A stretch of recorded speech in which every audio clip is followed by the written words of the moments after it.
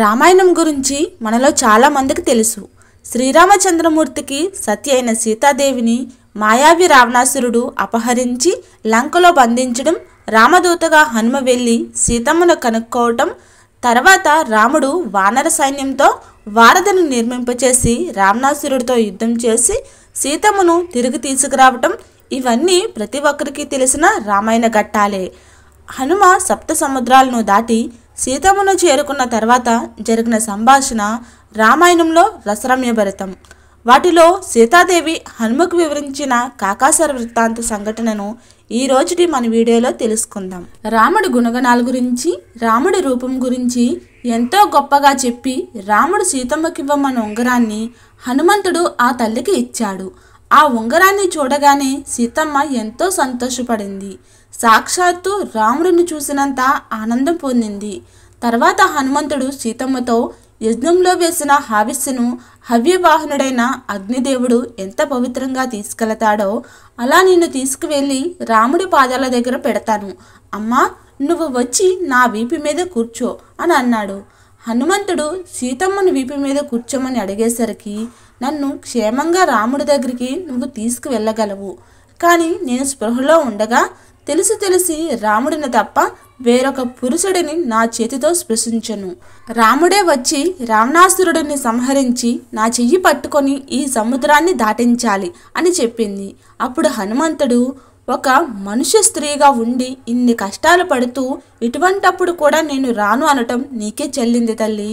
నువ్వు నా వీపు మీద కూర్చొని రాను అంటున్నావు కదా, పోనీ రాముడి దగ్గరికి నేను వెళ్ళి చెప్పడానికి ఏదైనా విషయం ఉంటే చెప్పు తల్లి అని అన్నాడు. అప్పుడు సీతమ్మ, ఒకనాడు అరణ్యవాసం చేస్తున్నప్పుడు చిత్రకూట శిఖరాల మీద ఆశ్రమాన్ని నిర్మించుకొని అక్కడున్న తపోభూములలో నేను రాముడు విహారిస్తూ ఉండేవాళ్ళం. అటువంటి సమయంలో ఈశాన్య పర్వతానికి పక్కన ఉన్న ఒక చిన్న పర్వతం మీద మేము విహారిస్తున్నాం. అప్పుడు రాముడు అక్కడున్న కొలనులోని నీళ్ళల్లో ఆడుకొని తడిబట్టలతో పరిగెత్తుకుంటూ నా దగ్గరకు వచ్చి నా పక్కన కూర్చున్నాడు. ఆ సమయంలో నేను కొన్ని ఒరుగులను అక్కడ ఎండబెట్టాను. నా పక్కన కూర్చున్న రాముడు సంతోషంగా నాతో మాట్లాడుతూ ఉన్నాడు. అప్పుడు కాకాసురుడు అనే కాకి అక్కడికి వచ్చి ఆ ఒరుగులను తినడం ప్రారంభించింది. అప్పుడు నేను ఒక మట్టి గడ్డను తీసి ఆ కాకి మీదకి విసిరాను. అప్పుడు ఆ పక్షి నా వక్షస్థలం మీద వాలి తన ముక్కుతో పొడిచి నా మాంసం పీకింది. ఆ బాధలో నేను గిలగలాడటం వల్ల నా వడ్డానం జారింది. నేను ఆ వడ్డానాన్ని తీసి కాకి మీదకి విసిరబోతే రాముడు నన్ను చూసి నవ్వి, సీత, కాకి మీదకు బంగారు వడ్డానం విసురుతావా అని అన్నాడు. తర్వాత నేను ఆ బాధను ఓర్చుకొని రాముడు ఒడిలో తలపెట్టుకొని నిద్రపోయాను. నేను అలా రాముడు ఒడిలో తలపెట్టుకొని ఉన్నంతసేపు ఆ కాకి రాలేదు. మళ్ళీ కొంతసేపటికి నేను నిద్రలేచాను. అప్పుడు రాముడు నా ఒడిలో తలపెట్టుకుని నిద్రపోతున్నాడు. మళ్ళీ ఆ కాకాసురుడు అనే కాకి నా వక్షస్థలం మీద కూర్చొని మళ్ళీ గట్టిగా నా శరీరంలోకి పొడిచి నా మాంసాన్ని తిన్నది. అప్పుడు నా శరీరం నుండి నెత్తురు కారి రాముడు నుదుటి మీద పడింది. రాముడు లేచి ఇంత నెత్తురు ఎక్కడదని చూసేసరికి వక్షస్థలం నుండి నెత్తురు కారుతూ ఏడుస్తూ నేను కనబడ్డాను. అప్పుడు ఆయన నోటి నుండి అప్రయత్నంగా ఒక మాట వచ్చింది. ఎవడురా 5 తలల పాముతో ఆటలాడినవాడు అని గద్దించాడు. దానికి అర్థం సీతమ్మను పంచముఖ గాయత్రిగా రాముడు అభివర్ణించాడు. అప్పుడు ఆయన చుట్టూ చూసేసరికి ముక్కున నెత్తురంటిన మాంసం ముక్కతో కాళ్ళకి నెత్తురుతో ఒక కాకి కనబడింది. రాముడు అక్కడ ఉన్న ఒక గడ్డిపోచను తీసి దాని మీద బ్రహ్మాస్త్రాన్ని అభిమంత్రించి విడిచిపెట్టాడు. ఆ బ్రహ్మాస్త్రం కాకిని తరిమింది. ఆ కాకి 3 లోకములు తిరిగి అందరి దగ్గరికి వెళ్ళింది. కానీ అందరూ రాముడు చంపుతానని అస్త్రప్రయోగం చేస్తే మేము రక్షించలేము, నువ్వు వెళ్ళిపో అని అన్నారు. ఆ కాకి అన్ని చోట్లకు తిరిగి రాముడున్న చోటకు వచ్చి నమస్కారం చేస్తూ పడిపోయింది. రాముడు ఆ కాకిని చూసి, నా దగ్గరకు వచ్చి పడిపోయావు కనుక నువ్వు నాకు శరణాగతి చేసినట్టే, అందుకు నేను నిన్ను విడిచిపెడుతున్నాను. కానీ ఒక్కసారి బ్రహ్మాస్త్రం వేసిన తర్వాత ప్రాణములతో సమానమైన దానిని ఇచ్చేయాలి, మరి నువ్వు ఏమిస్తావు అని రాముడు ఆ కాకాసురుడిని అడిగాడు. అప్పుడు ఆ కాకాసురుడు తన కుడి కన్నును బ్రహ్మాస్త్రానికి ఆహారంగా వేసి రాముడికి నమస్కారం చేసి వెళ్ళిపోయాడు.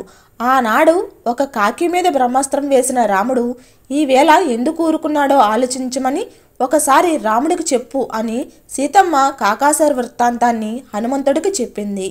సీతమ్మ హనుమంతుడితో కాకాసుర వృత్తాంతాన్ని చెప్పిన తర్వాత, శత్రువులను సంహరించే సమర్థత కలిగిన ఓ హనుమ, నా వలన చిన్నదో పెద్దదో ఒక పొరపాటు జరిగి ఉంటుంది. మా అత్తగారు కౌసల్యాదేవి లోకములంతటినీ రక్షించే కొడుకును కన్నది. ఆ రాముడి పాదాలకు తల వంచి భక్తిగా నమస్కరించానని చెప్పు. దశరథ మహారాజు మరణించినా కూడా రాముడు ఆ బాధను పొందలేదంటే లక్ష్మణుడి పక్కన ఉండటమే అందుకు కారణం. వదినను తల్లిలాగా చూసే స్వభావం ఉన్నవాడు లక్ష్మణుడు నాకు కొడుకుతో సమానమైనవాడు. ఆ లక్ష్మణుడిని కుశలం అడిగానని చెప్పు. సుగ్రీవుడిని కుశలం అడిగానని చెప్పు. హనుమా, నువ్వు రాముడి దగ్గర చెప్పే మాటలను బట్టి రాముడికి నా మీద ప్రేమ ఇంకా పెరుగుతుంది. కాబట్టి నువ్వు రాముడి దగ్గర ఇక్కడ జరిగింది మొత్తం వివరంగా చెప్పి రాముడు నన్ను తొందరలో తీసుకువెళ్ళేటట్లు చెయ్యి అని చెప్పింది. అప్పుడు హనుమంతుడు, అమ్మా, కాకాసుర వృత్తాంతం చెప్పావు, దీనితో పాటుగా ఇంకొక జ్ఞాపకం ఏదైనా ఇస్తావా? తీసుకువెళ్తాను, దానిని చూపించి రాముడికి జరిగింది మొత్తం వివరంగా చెబుతాను అని అన్నాడు. అప్పుడు సీతమ్మ తన పవిట కొంగుని కట్టి ఉన్న మూటను విప్పి అందులో ఉన్న చూడామణిని ఇచ్చింది. ఆ చూడామణిని వివాహ సమయంలో నా శిరస్సు మీద మా అమ్మ అలంకరించింది. నువ్వు దీనిని రాముడికి ఇవ్వు. అప్పుడు రాముడికి ఒకే సమయంలో ముగ్గురు జ్ఞాపకానికి వస్తారు. ఒకరు మా అమ్మ, 2 దశరథుడు, 3 నేను. ఇలా రాముడికి ముగ్గురు జ్ఞాపకం వస్తాము అని అంటుంది సీతాదేవి. హనుమంతుడు ఆ చూడామణిని కన్నులకు అద్దుకొని రాముడు ఇచ్చిన ఉంగరాన్ని ఎలా భద్రపరుచుకున్నాడో అలా చూడామణిని కూడా జాగ్రత్తగా భద్రపరుచుకున్నాడు. సీతమ్మ ఆభరణం చేతిలో పడగానే ఆయనకు విశేషమైన శక్తి, ధైర్యం వచ్చాయి. హనుమా, నీకు ఇంకొక విషయం చెప్తాను విను. ఒకనాడు నేను రాముడితో కలిసి విహారిస్తున్న సమయంలో నా నొసటను పెట్టుకున్న తిలకం మరుగున పడింది. అప్పుడు రాముడు అక్కడున్న కుంకుమశిలను అరగదీసి నా బుగ్గ మీద చుక్క పెట్టాడు. ఈ విషయాన్ని కూడా రాముడికి జ్ఞాపకం చెయ్యు అని చెప్పింది సీతమ్మ. రామాయణంలోని ఈ ఘట్టంలో సీతాదేవి తన శ్రీరాముడి కోసం ఎదురుచూస్తూ పడిన వేదన ప్రతి సందర్భంలోనూ ఎంతో చక్కగా తెలుస్తుంది. జై శ్రీరామ్.